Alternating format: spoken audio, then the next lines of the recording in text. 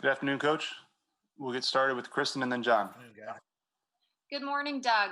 When we talked with you last night, you talked about the change of pace. That's why that you were rotating back and forth between Jalen Hurts and Carson Wentz for a couple of snaps. But we only saw Jalen for a few of those snaps. I'm curious why we didn't see more of that rotation, and if we will see more of that rotation in the future. Well, as you guys watched the game, and of course as we were, living it out real time, one of the things for us to, I guess, to use any of our personnel, and in this case, we're talking about Jalen and Carson. For me, it's about getting in a rhythm, getting into the flow of the game, getting in a consistent flow where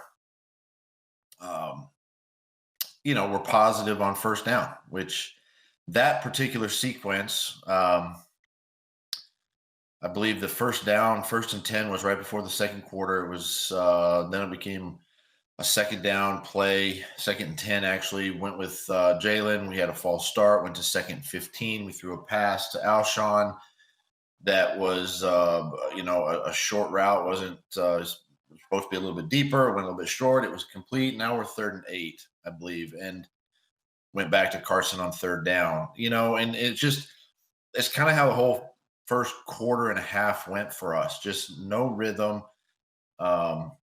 And so for me, it's would I like to get into a flow and use Jalen, in a couple of situations? I think it's feasible. I think it's possible. It's been productive for us. But our first and second down production has to be better. Go ahead, John, and then Zach. Hey, good morning, Doug. To kind of follow up on that, and you talked about flow and rhythm. You played quarterback for a long time. Just your personal philosophy. If you were playing and somebody pulled you off for a couple plays, how would that affect you in getting into that flow and rhythm? Well, it happened to me back in 1999. And so I have firsthand experience of that. And my philosophy is we do whatever it takes to spark the offense. You do whatever it takes to win a football game, be successful.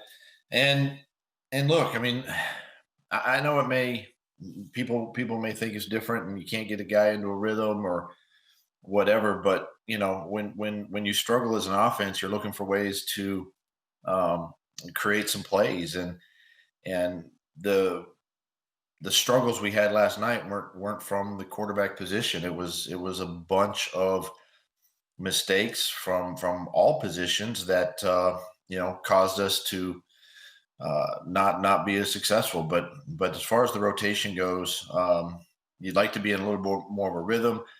If it were Jalen in there, maybe he goes a couple plays in a row, and obviously if Carson's in there, he takes the bulk of the action. So they're both professionals. They understand and expect nothing less.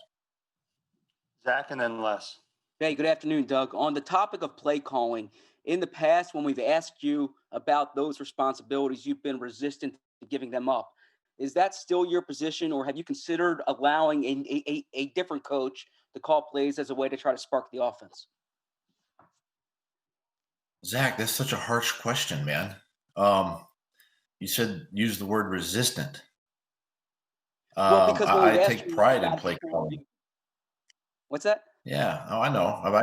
I take pride in play calling, and I look at everything. I got to take everything into consideration, and if I feel like if I get stuck or in a rut, I definitely would consider giving that up. So it's definitely on the table. I wouldn't say that's off the table, but that's also part of sparking the offense and maybe seeing the offense through somebody else's eyes.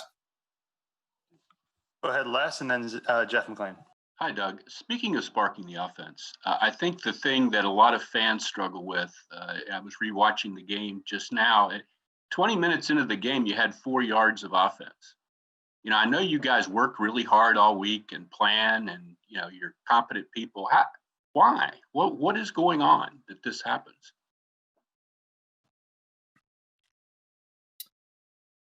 It's honestly it's a really good question, and I struggle with the whys, and you know me, I'm not going to sit here and throw people under the bus, and we can do that during the week of preparation and practice, and guys just have to understand the sense of urgency that it takes, to play a game and to prepare, not only coaching but also players, prepare each week. It's a long season. The season's a grind, and um, it's a tough sport mentally and physically, and probably more so mentally than anything else.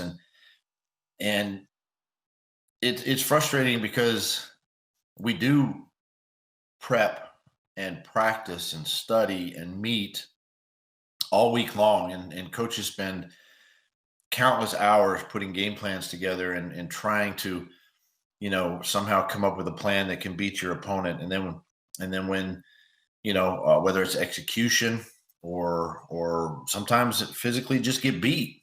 um it's a frustrating thing, and it's something that we have got to, again, if it goes back to simplifying game plans, we can keep simplifying as much as we can. We got a lot of moving parts. We've got a lot of moving pieces, particularly in the offensive line, and I alluded to that a little bit this morning on the phone.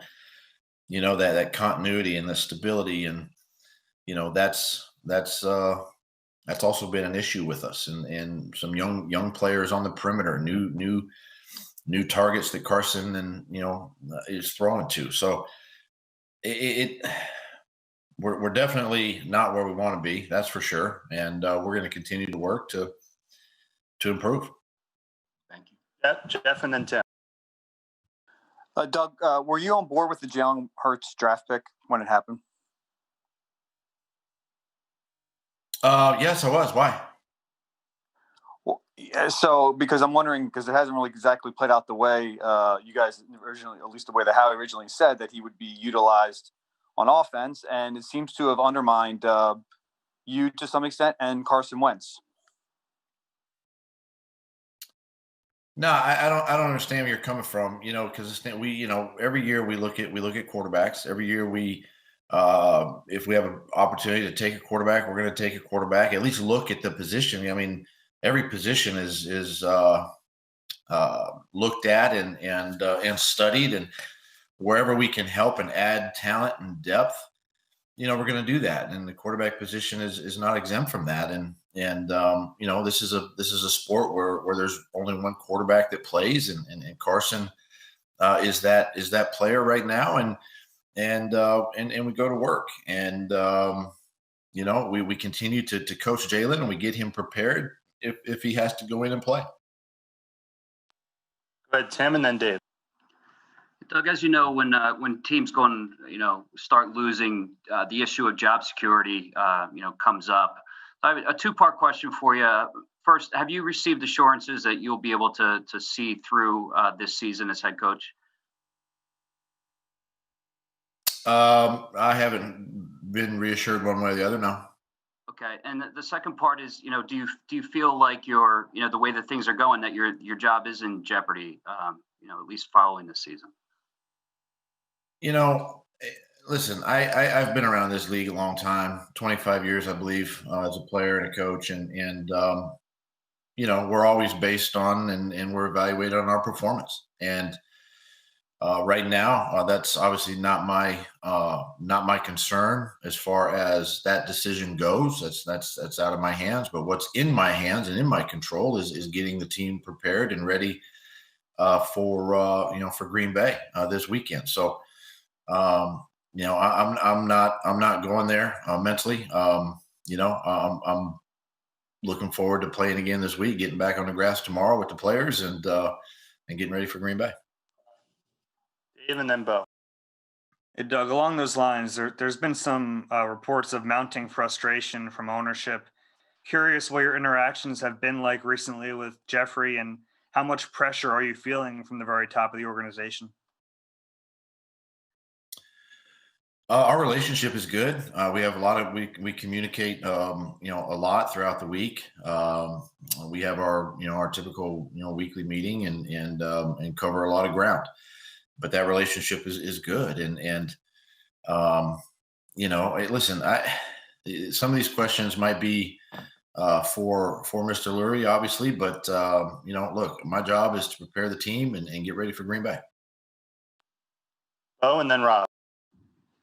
Along those lines, Doug, has Jeffrey weighed in on the state of the quarterback position and how to handle that for the rest of the season? No, he hasn't. And that, again, that's my decision. As the head football coach, and make a lot of personnel decisions. But this one is my decision if and when we make that change. But right now we're not doing that. Rob, and then Jamie. Hey, Doug, we've heard you take blame for what's happening. We've heard players take blame and ownership for what's happening. In your conversations with Jeffrey Lurie, how much responsibility has the front office taken for the personnel decisions that have contributed to you guys being in this position? Rob, those conversations are private. I'm not going to get into that. This is not the time, or the place to really get into those types of conversations. Go ahead, Jamie, and then Mark. Doug, you're always very optimistic with your team, as you should be. And as a guy who takes a lot of pride in the offense and your play calling, and a guy who's been a quarterback in this league for so long, you said, I can sense that it's really frustrating for you to not have the answers on how to fix the offense. Can you describe that frustration? Because that's what it feels like. I've, again, like I said, I've been around a long time, and the only way to fix the frustrations and to get out of and underneath this cloud that we're in or under, quite frankly, is to just continue to go to work and practice hard and continue to show on tape, whether the good, the bad, mistakes that are being made, make those corrections. And I mean, we've got a left tackle that this is basically, football's new to him, right? He's learning how to play this game, and a right tackle that doesn't have a ton of experience, but he's played and he's learning how to play the game. And gosh, we took, Hall, an all-pro left tackle, and he's given of himself to play right guard. And I mean, there's young people on the outside, and it's not perfect by no means. And we have to continue to work, and that's the only way I know how. There is no magic football play. There's no magic defense or special teams, or it's a matter of just going to work, during the week and climbing yourself out of it. And everybody has to take ownership of it. Myself, to the coaches, to the players. That's the only way I know how to fix it, and work ourselves out of it. Martin, and then Ed. Hey, Doug. A little earlier, you said that you would consider giving up play calling if you felt like you were in a rut. Do you feel that way, that you're in a rut right now? And also, do you think Carson is salvageable? What are you seeing as far as being wrong with him?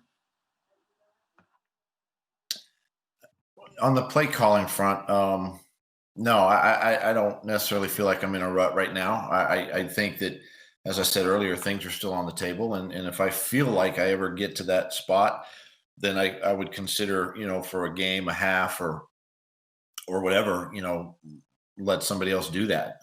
If that helps us win. And Carson, again, sal, that's a strange word. Yes, I do. I think that he's willing, he's wanting to fix not only the issues with him, but with the team and with the offense. And he's one of the hardest workers we got, and we're gonna work through it, and we're gonna battle through it, and we're gonna keep coaching hard and being accountable to one another, and working ourselves out of it. We'll wrap it up with Ed and then Nick. Hi, Doug. Just why the hesitation to not at least give Jalen at least one series? You took him out on the 3rd and 8. Why not let him see if he can kind of play his way through that? The team didn't have a first down to that point. Why go back to Carson in that situation? That was just my decision at the time, honestly. You know, that's it. That was my decision. I mean, I could sit here and look back on. I'm not going to hypothetical, and I'm not going to say it would have made a difference, but um, that was my decision. Ned. Hi, Doug. I know you guys have been frustrated with the things that you've done on offense that have kind of set you back behind the chains, the false starts and penalties and whatnot. But there was a time where you guys were able to overcome things like that. 3rd and long seemed to be like Carson Wentz's wheelhouse. It's not really that way anymore. Can you win with such a small margin for error? Not right now. We can't. We can't be making these mistakes week in and week out and expect to win. I will say this, and no one's ever. You guys aren't even talking about how well the defense played. Last night with the 2 huge couple of red zone stops.